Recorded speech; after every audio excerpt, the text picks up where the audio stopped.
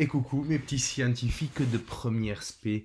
On est vendredi, c'est bientôt le week-end et donc du coup, pour préparer le week-end, je vous propose un petit programme détente. Alors vous vous en doutez, un petit programme détente aux couleurs très scientifiques. Et comme vous n'avez pas pu manipuler cette semaine, eh bien je vous propose pour commencer une petite expérience très simple à réaliser à la maison. Maman, recule, je vais faire péter la cuisine. Et puis si vous êtes vraiment en manque de manip, je vais vous donner une paire de bonnes petites adresses pour pouvoir faire tout un tas d'expériences à la maison. Et puis comme l'a dit notre président, hashtag culturez-vous, je vous propose en fin de vidéo un petit plan ciné, enfin plutôt un film à la maison, et aussi une petite série. Allez, commençons par une petite expérience à réaliser à la maison, pas du tout dangereuse, pour élever non pas des Pokémon, mais des monocristaux. Au cours du chapitre 4, on a vu ensemble la dissolution des solides ioniques. Je vous rappelle les étapes: dissociation, solvatation et dispersion, à connaître par cœur. Le contraire de la dissolution, c'est la cristallisation.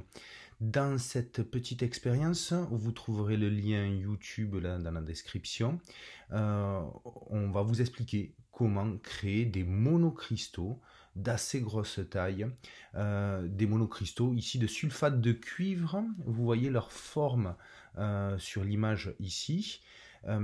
Qui est dû à leur système de cristallisation, leur système cristallin qui est triclinique. Alors, au niveau du sulfate de cuivre, vous aurez peut-être un petit peu de soucis à en trouver dans votre cuisine. Alors je vous conseille de faire cette expérience avec du sel de cuisine, du chlorure de sodium. Comme le système cristallin du chlorure de sodium est cubique face centrée, vous obtiendrez des magnifiques cristaux parfaitement cubiques. Pour ceux qui sont vraiment en manque de manip, je vous propose maintenant de rentrer dans la communauté Arduino. Avec environ 30 €, vous pouvez être livré chez vous dès la semaine prochaine, en quelques jours. Et vous aurez un petit kit Arduino qui contient déjà pas mal de choses et qui vous permettra de faire déjà des centaines de manips. Si cela vous intéresse, vous m'envoyez un petit mail, je vous donnerai mes bons plans et mes bonnes adresses, et surtout, je vous inscrirai dans un cours où je vous enverrai des petits TP Arduino.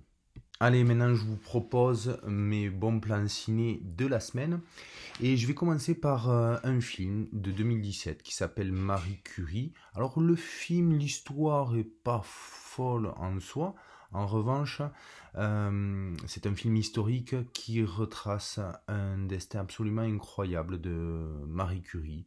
Marie Curie qui a été la première femme prix Nobel de physique tout d'abord en 1903, puis un peu plus tard de chimie. Sa fille aussi a été prix Nobel de chimie.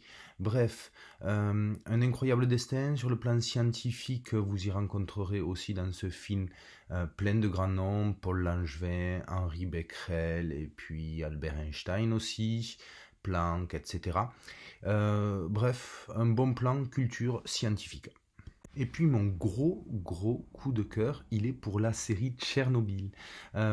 C'est une mini-série en 5 épisodes avec une très jolie réalisation. Graphiquement et visuellement, c'est très travaillé avec de jolies scènes en camailleux. Et puis sur le plan scientifique, vous y apprendrez plein de choses. Notamment sur les incertitudes de la mesure, là dans les premiers épisodes. Allez, je vous en dis pas plus, cette série est juste magnifique. Ah oui, j'allais oublier, Jacques ce matin a posté un commentaire Team Pazin. Ça n'a pas du tout plu à Madame Gachet qui a lancé la riposte en demandant à ses petits spés de lâcher du Team Gachet. Donc voilà, allez-y, mes spés à moi, mettez des commentaires du Team Pazin s'il vous plaît. Bon week-end, bonnes expériences et bonne culture scientifique.